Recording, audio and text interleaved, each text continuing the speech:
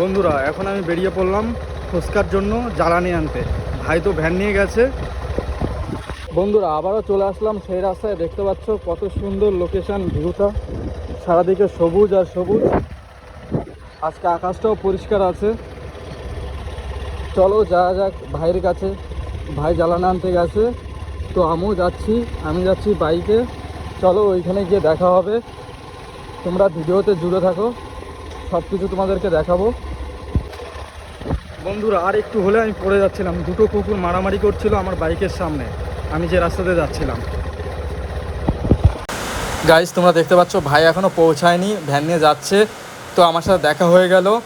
তো ওকে বললাম তুই আয়, আমি বাইক নিয়ে সেই জায়গায় চলে যাই যেই জায়গা থেকে আমরা জ্বালানি নেব। ও আসুক, ও আসতে থাকুক, ঠিক আছে। আমি যেইখান থেকে জ্বালানি নেব সেইখানে আমি পৌঁছে যাই ওর আগে। আমি তো বাইকে আছি, ও তো ভ্যান চালিয়ে আসছে, তাহলে ও আসতে থাকুক।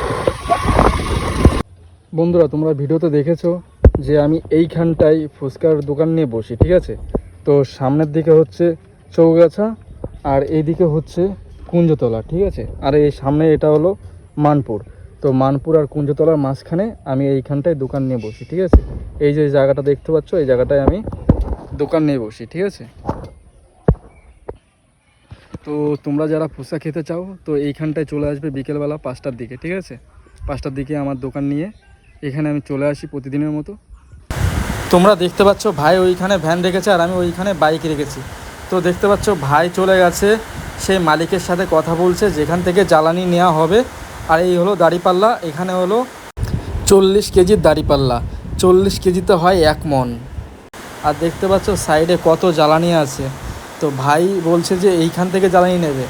তো এইখান থেকে কিছু জ্বালানি নিয়েছে, আর আমি ওই দিক থেকে কিছু শুকনো জ্বালানি নিয়ে আসছি, সেগুলোকে পাল্লায় রাখা হচ্ছে। আর ভাই এখান থেকে কিছু শুকনো জ্বালানি বাছি করছে, আর আমি সেইগুলো নিয়ে দাঁড়িপাল্লায় রাখছি, ঠিক আছে।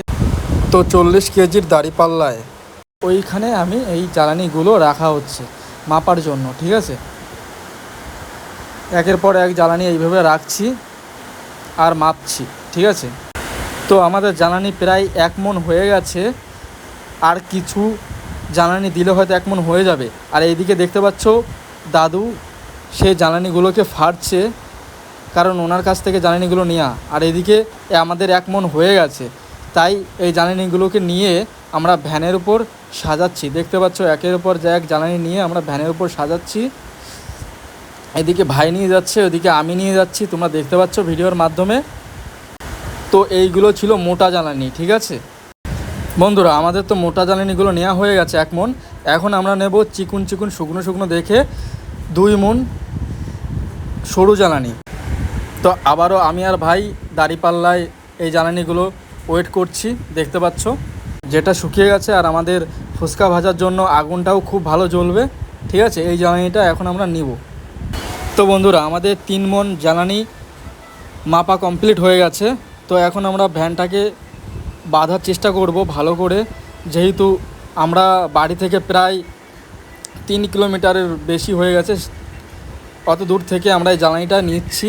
তো এখন আমি ভ্যান চালাবো, আর আমি বাইক চালিয়ে এসেছিলাম, সে বাইকটা এখন আমার ভাই চালাবে, কারণ পিছন থেকে ভাই ঠেলা দেবে আর আমি সামনের দিকে হ্যান্ডেলটা ধরে থাকব, যাতে আমরা তাড়াতাড়ি বাড়ি পৌঁছাতে পারি। কারণ আমরা যখন এসেছিলাম তখন মেঘের অবস্থা খুবই ভালো ছিল, কিন্তু আমরা যখন জ্বালানি নিয়ে বাড়ি যাচ্ছি তখন মেঘের অবস্থা খুবই খারাপ ছিল।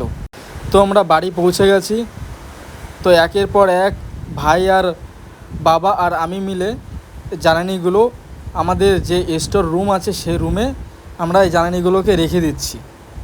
আমাদের জ্বালানিগুলো ভ্যান থেকে রাখা হয়ে গেছে সেই রুমে। তো এখন আমি হাত মুখ ধুয়ে একটু ঘরে গিয়ে ফ্যানের হাওয়া খাবো। তো আমি যখনই ফ্যানের হাওয়া খেতে বসলাম তখনই দেখি থই থই করে বৃষ্টি নেমে গেছে। তো আমি ঘর থেকে বেরিয়ে বাইরের দিকে যখনই গেলাম দেখতে পেলাম সত্যি তো বৃষ্টি নেমে গেছে। তখন মাকে আর বাবাকে বলছি যে আমরা ভালো টাইমে জ্বালানি নিয়ে চলে এসেছি, ফুচকা জ্বালানি, না হলে আমরা কালকে ফুচকা ভাজতে পারতাম না। তো এদিকে দেখি মা আর বাবা বাইরে বসে বৃষ্টি দেখছে, আর আমিও একটু বৃষ্টি দেখলাম।